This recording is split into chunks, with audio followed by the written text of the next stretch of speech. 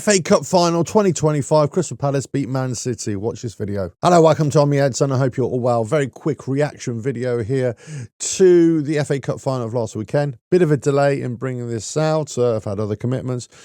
But all I could say is that Man City, whilst their supporters will say they should be winning this, they should be beating Crystal Palace, they didn't actually turn up. Now, this could have been a classic.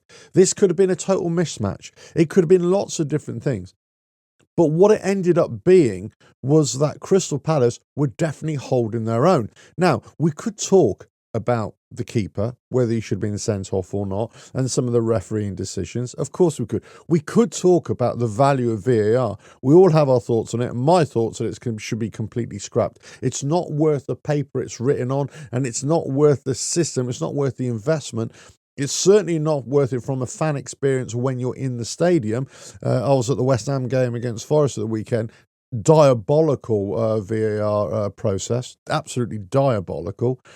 But here we've got in the FA Cup Final where there's a big argument for the keeper to get a red card, and why? Why is it going to the VAR system and they're not seeing it where everybody else can see it at home, and no action is taken or any kind of punitive action? So you kind of think, well, the system is broken. If the system is broken, you just don't keep going on with it in the hope that it's going to get better. You either have to make immediate fixes, which they've had time to make immediate fixes, and they haven't done it, or they scrap it. Now, this is not a video about VAR, but I think it's important to note because many people would see within that FA Cup Final, that was a big turning point. That refereeing decision, or I should say the VAR decision, because I don't blame the referee in this instance, the VAR decision didn't step in and say, look, this is a big problem here. Anyway, listen, Man City, I think they've been faltering all season. Yes, they've been coming on a little bit better, and they got the win last night, didn't they? 3-1 against Bournemouth. Some great goals there as well. But essentially, they are where they are this season. They're not going to win anything, and I think deservedly so. They haven't performed. They've missed Rodri, like you wouldn't believe. A lot of their players have kind of underperformed. And then even in the likes of Haaland, whilst he's got some incredible amount of goals, there's lots of Man City fans and lots of fans are thinking he's really underperformed. He hasn't really played well in many games, many crucial games he hasn't really played well. So, there are lots of questions about Man City. You can imagine they're going to have a clear out in the summer. Lots of the players are going. They're talking about Grealish, of course. They're talking about Bernardo Silva. Obviously, De Bruyne got a send-off last night because he's leaving. So there's going to be a big shift in Man City for next season. It's whether they can come back again, whether they can reinvest.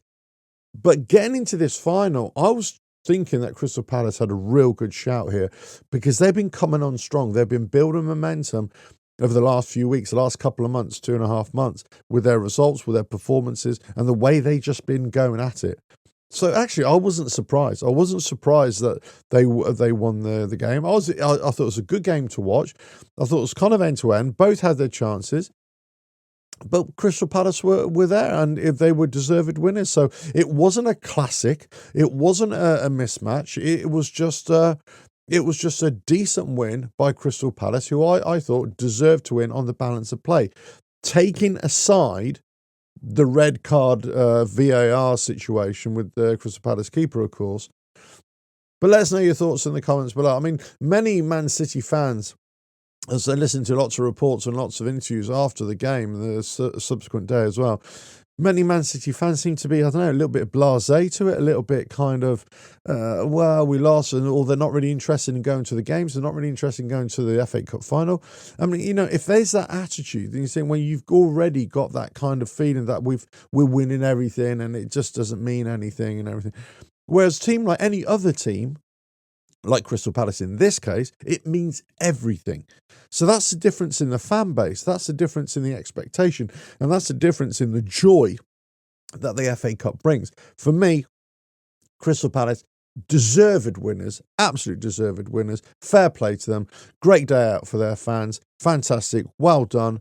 And Man City, well, you do this to yourselves. Let's face it, you've done this to yourself. Regardless of what Pep Guardiola says afterwards, regardless of, what anybody else says afterwards, on the day, you weren't good enough to beat Crystal Palace, regardless of what this VAR red card decision was.